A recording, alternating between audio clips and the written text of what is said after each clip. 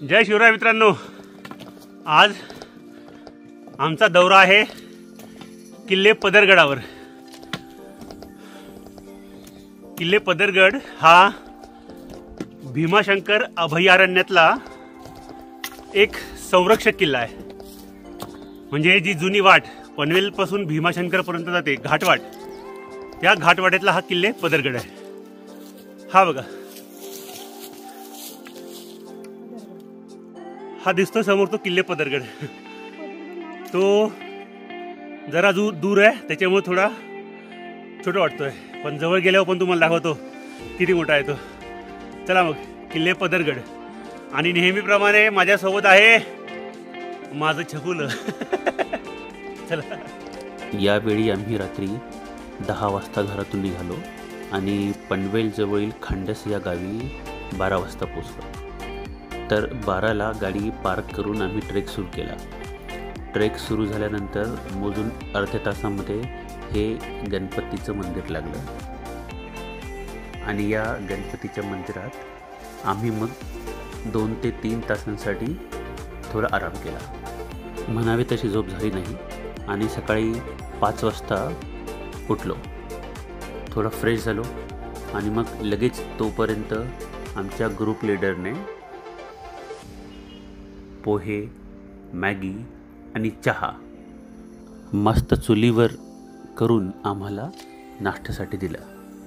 चहा आणि नाश्ता होईपर्यंत थोडा अंधार ओसरला होता, थोडी उजेडायला सुरुवात झाली होती आणि लगेच आम्ही मग ट्रेक पुढचा सुरू केला। हा ट्रेक म्हणजे पूर्वीचा पनवेलवरून भीमाशंकर ते पुणे असा हा व्यापारी मार्ग होता। हा ट्रेक म्हणावा तेवढा सोपा नाही आहे, काही ठिकाणी खूप अवघड असे पॅचेस इथे आहेत। गणपती मंदिरापासून जवळपास अर्ध्या तासात आम्ही वनविभागाच्या चौकीजवळ पोचलो। इथे मग वनविभागाची एंट्री फी देऊन आम्ही पुढे निघालो। जवळपास 1.5 तास जंगल वाटेने भ्रमंती केल्यानंतर आम्हाला नजरेस पडला तो किल्ले पदरगड। हा दुरून लहान जरी दिसत असला तरी बऱ्यापैकी मोठा आहे। भीमाशंकरला जाणाऱ्या रस्त्यावरच उजव्या बाजूला ही एक विहीर आहे। याच विहिरीच्या उजव्या बाजूने किल्ले पदरगडचा हा ट्रेक सुरू झाला।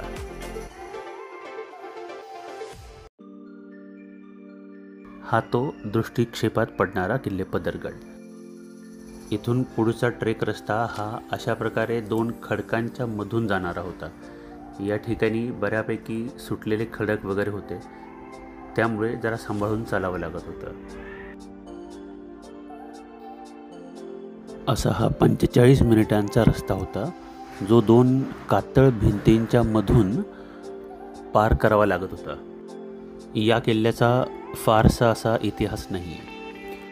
हा किल्ला फक्त पनवेल ते भीमाशंकर ते पुणे या व्यापारी मार्गावर लक्ष ठेवण्यासाठी बनवण्यात आला होता।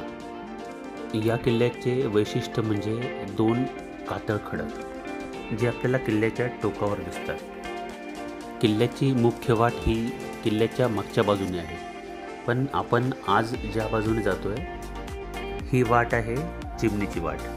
म्हणजे 2 खडकांमधून एक छोटीशी वाट आहे, त्या वाटेतून आपल्याला किल्ला वर चढून जायचा असतो आणि या चिमणीच्या वाटेपर्यंत जाणारे रस्ते सर्व निसरडे आहेत। थोडा जरी बॅलन्स गेला तर आपण जवळपास 2 ते 2,500 फूट खाली पोहोचू।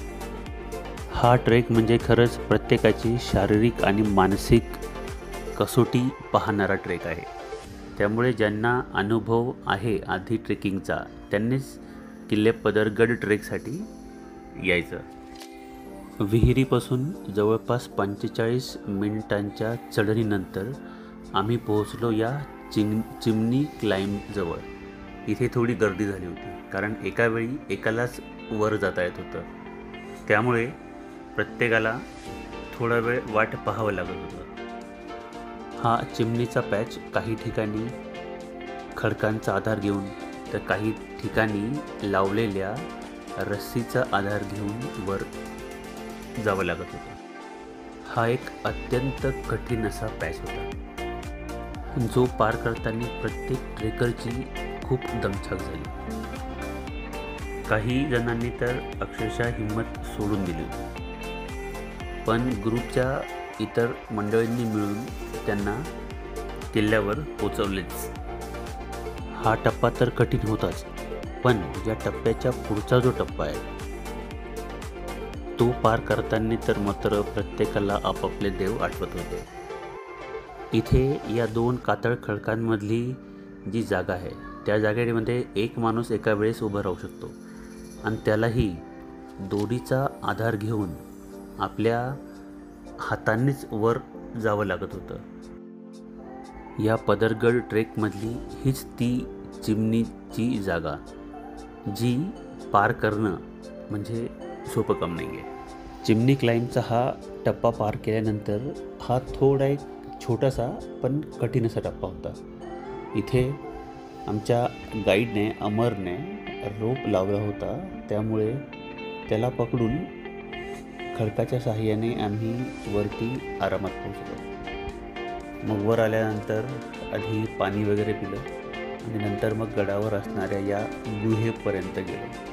ही गुहा आणि तिथून दिसणारा नजारा खूप छान होता.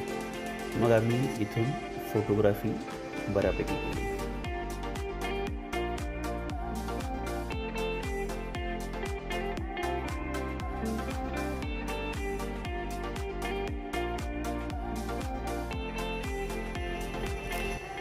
मग आम्ही गुहेतून बाजूला निघून आणि त्याच्या बाजूला असलेला हा जो वर जाणारा रस्ता आहे त्या रस्त्याला पोहोचलो.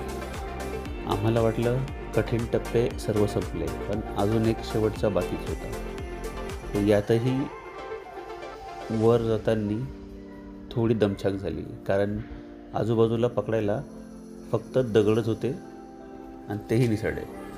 गडाच्या या पायऱ्यांचा टप्पा पाहून आम्हाला आठवला तो किल्ले गोरखगड. गोरखगडावरही अशाच प्रकारच्या पायऱ्या होत्या, एका बाजूला भिंत आणि दुसऱ्या बाजूला काहीच नाही. आता आपण जातोय किल्ल्याच्या सर्वात वरच्या टप्प्यावर.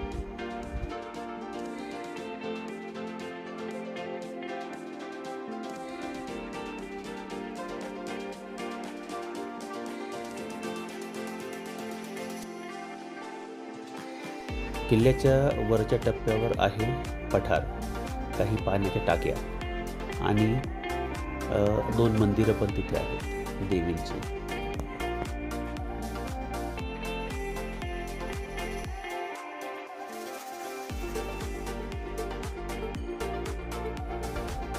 टाक्यांमधील हे पाणी पिण्यायोग्य तर मुळीच नाही आहे. आपल्याला समोर दिसतोय तो पदरगडाचा सुळका. या सुळक्याच्या खाली 2 भग्नावस्थेत असलेली देवींची मंदिरं आहेत.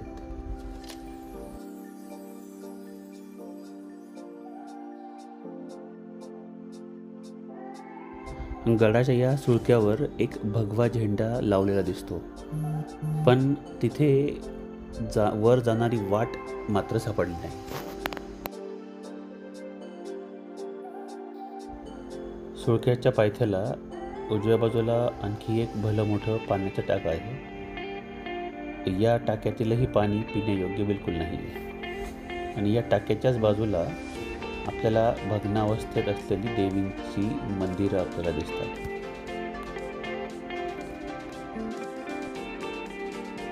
सुळक्याच्या डाव्या बाजूने जाणारी ही वाट आपल्याला घेऊन जाते त्या सुळक्याच्या पायथ्याला असलेल्या एका गुहेत.